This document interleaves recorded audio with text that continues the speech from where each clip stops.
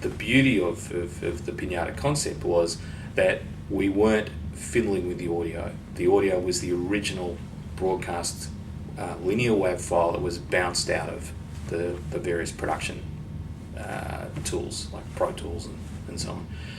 And everything else was just put inside the Piñata.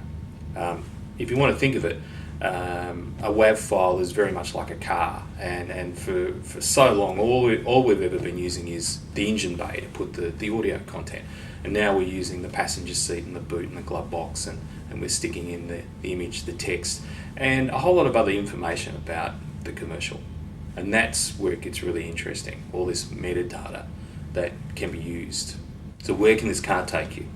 So the really exciting thing is that for the first time, instead of having dumb audio files as being what our radio commercials are made in, they're all of a sudden smart files, because inside the file is all the information about the client, the product.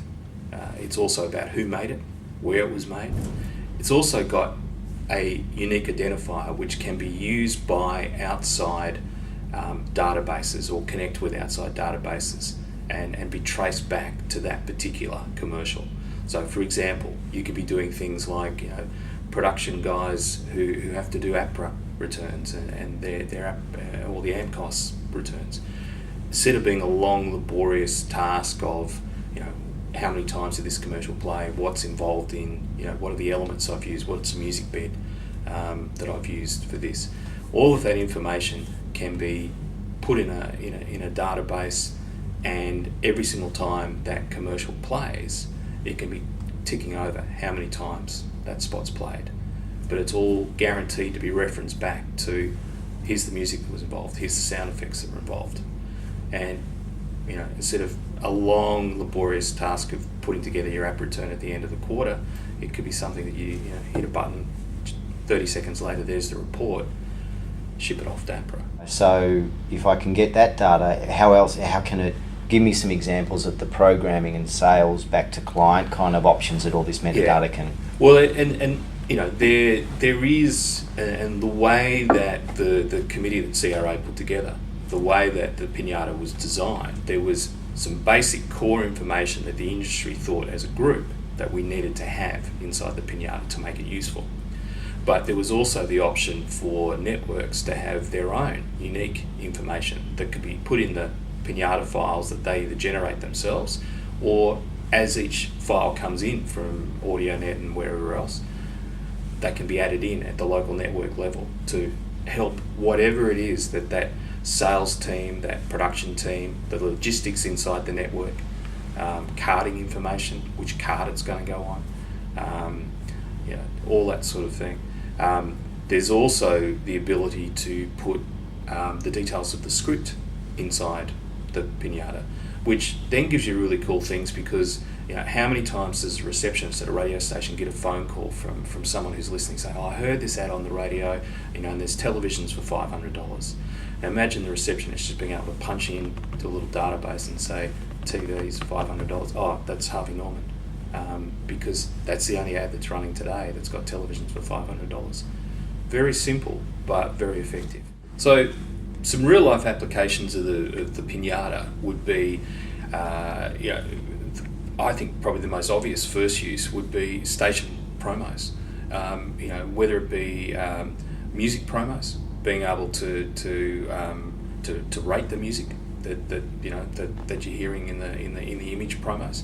It could be that you're giving away tickets. You got Lady Gaga tickets or whatever it is, and being able to actually prompt somebody to buy, and they can click on your station app and they can be buying tickets. Now, that's the thing. Why all the effort the radio stations do to promote these concerts? Why shouldn't you get a piece of the action?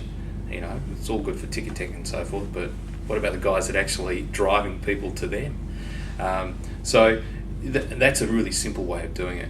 You've also got things like feedback back to the radio station in terms of the breakfast show. Run the breakfast show promo, and you could actually be voting on the breakfast show. Did you like it? Did you love it? Did you that sort of thing? so many times you hear on a radio station, and it'd be Austereo, it'd be DMG, it doesn't matter, we all do it, or you all do it, go to the win page, go to the win page. You get to the win page and, what was I looking for again? There's some of them go on for a mile. It's like, get out the Triple M app now, get out the Nova app now, and win, And then it's a one-to-one connection. I'm clicking to go in the draw for this. I'm getting my movie ticket now. It's instant satisfaction. It's not extra effort that I have to do as a listener. And of course, the commercial opportunities are endless. You've got obvious things like being able to hear an ad for McDonald's or whoever, and be able to click and get a discount voucher. Might even be something that's unique to your network. So that's something that's a unique selling point from your sales guys to McDonald's and their agency.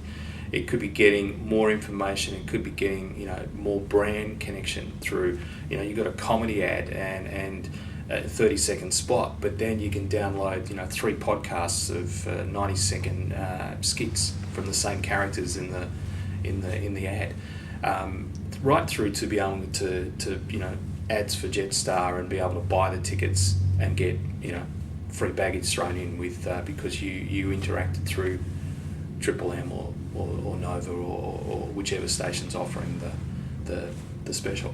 But the key thing, I think, for people in production to understand is that it all starts with the audio. Audio is still king, and getting your head around getting your audio in a Piñata, you are the people who are enabling the entire radio network that you work for to be able to do any of these things. Without it, it's not going to happen.